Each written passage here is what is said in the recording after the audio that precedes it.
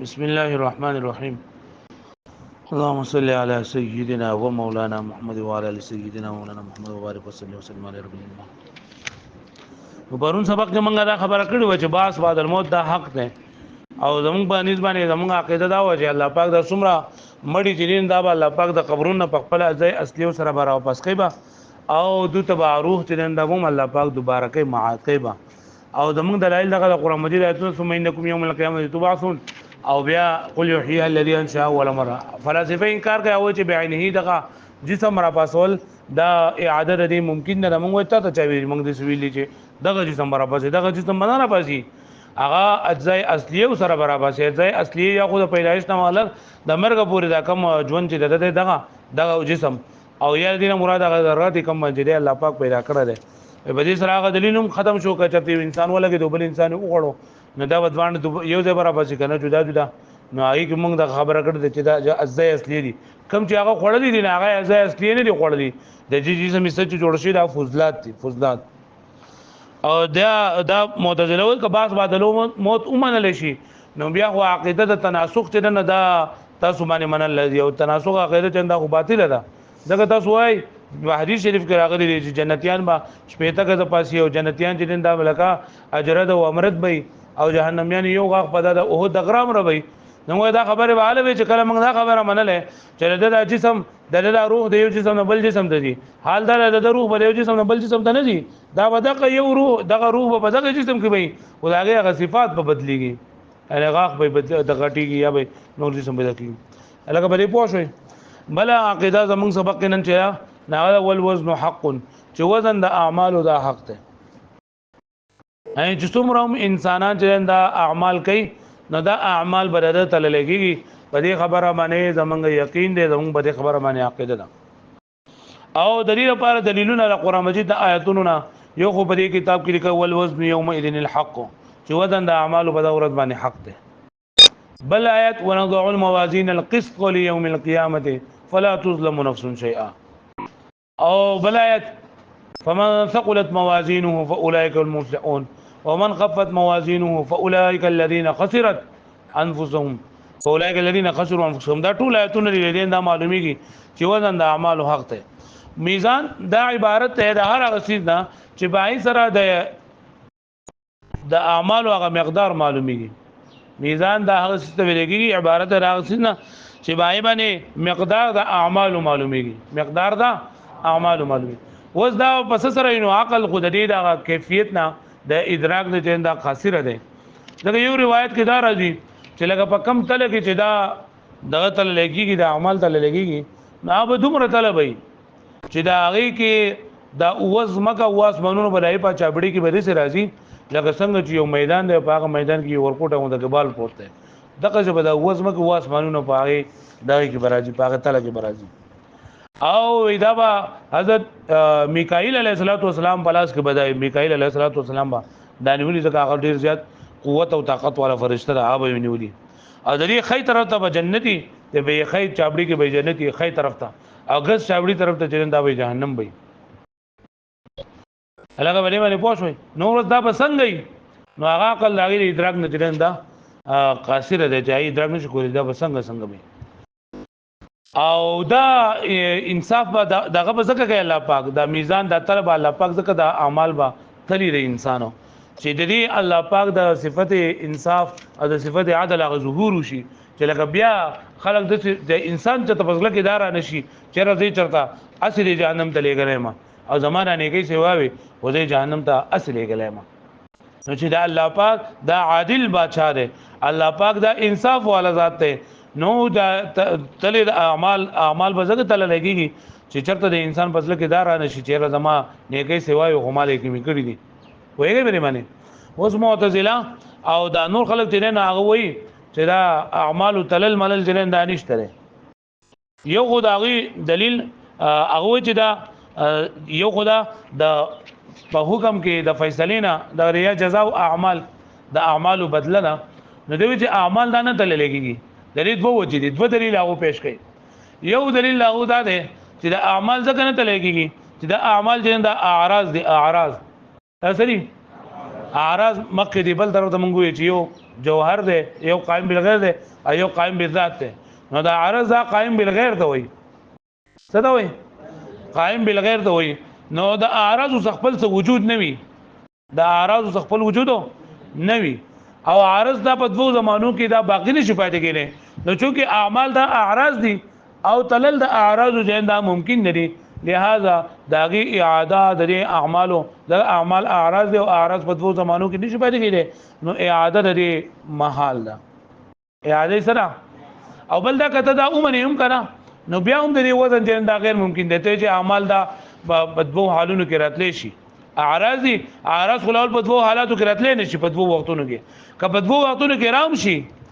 نو بیا ممکن نه دي ځکه چې وزن دا د یو ثقيل چیز کې چې داغه لګوټې درونی او اعمال دا عارض د ردی څه وزن نشته نو دا څنګه ته دقه څنګه بیتلې یو اعتراض دا غوډه ده لکه پوه شو به باندې او دویمه اعتراض دا غوډه ده دیو چې دا الله پاک دا خو علیم بذات الصدور ذات ده او الله پاک د ټولو اعمالو علم جه دا موجود ده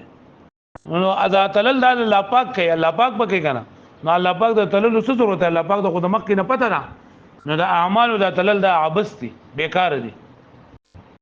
هغه خبره باندې پوښوي په خبره باندې پوښوي ها یو جواب خو د دې دا ده لکه دا سونه چې دوه عقلي خبرې کې کنه موږ ته خبره د عقل نه کې امنګ په قرآن مجید کې راغلي چې وزن یوم اذن الحق وزن د اعمال په دا ورځ باندې حق ده نو چې الله پاک ویلي حق ده نو په دې خبر ته ضرورت نشته ده